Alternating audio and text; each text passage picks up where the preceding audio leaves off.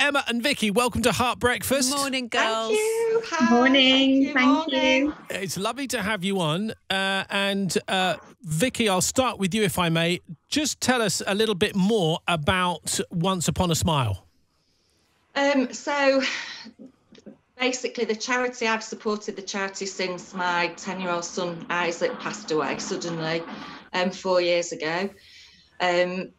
I have raised money for them. They are absolutely incredible. They help families who lose parents, sisters, brothers. They support them in so many ways that we don't have. When we lost Isaac, I had no support. They were incredible. They are literally the light in my life. When I met them and I started raising money for them, that little bit of hope, that little bit of light came back into my life, and they are literally absolutely incredible, the support that they give to those families. And can you give us a sort of an idea then of what life would have been like without the charity? Gosh, okay, so quite fortunate for me, I do have amazing friends and an amazing family.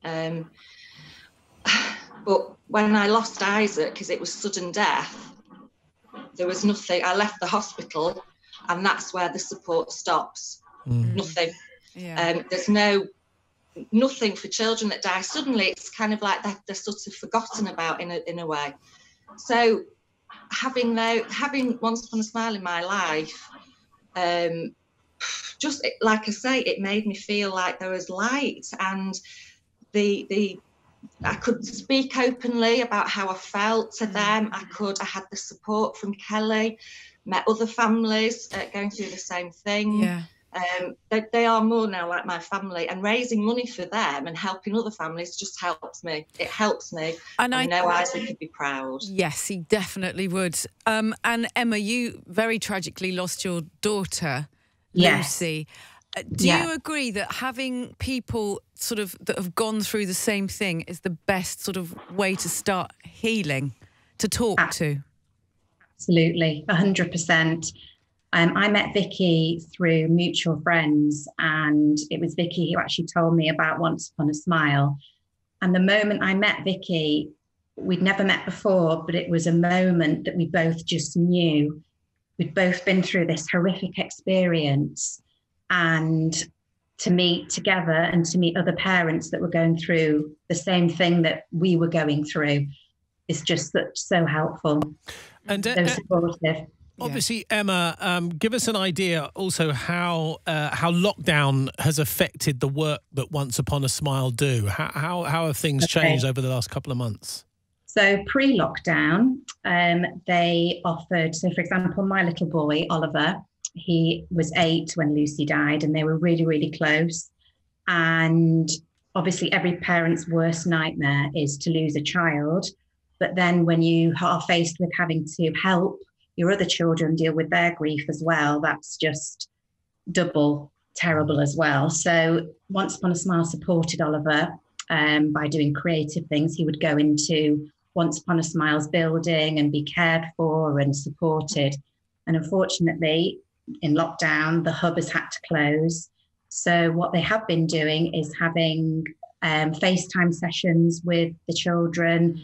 They've been sending out what they call Snuggles and Smiles, which is a bear that you can put loved ones' clothing into and a heart into to remember their loved ones. They've been supporting families financially, sending food parcels. So sort of in lockdown, it's been difficult, but they've been there supporting all these families as best they can, just having to use other ways of communicating. Yeah, sure. And we have to now find other ways of raising money. So, girls, talk to us about the challenge. You've both got your head in your hands.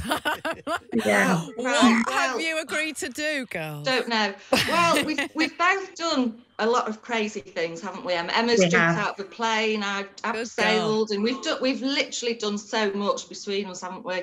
Yeah. And I'm petrified of water, so I thought, that's it. Canoeing, absolutely. That's it. I've got to push myself. We'll go in a 2-man canoe. The fact that I probably won't be able to fit in it after lockdown is another story. So get getting in it and out of it is the first challenge. Maybe we should get you sponsored for that bit as well. Yeah, absolutely. Yeah, definitely.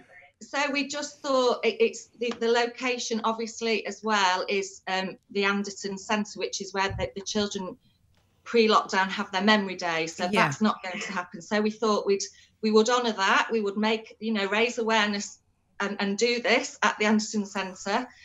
And we have agreed, or we've decided, that we will canoe for 140 minutes, which represents 140 families that Once Upon a Smile look after every week during lockdown. So we thought that was that is brilliant. Well, you are brave women. Wear life jackets. I'm terrified.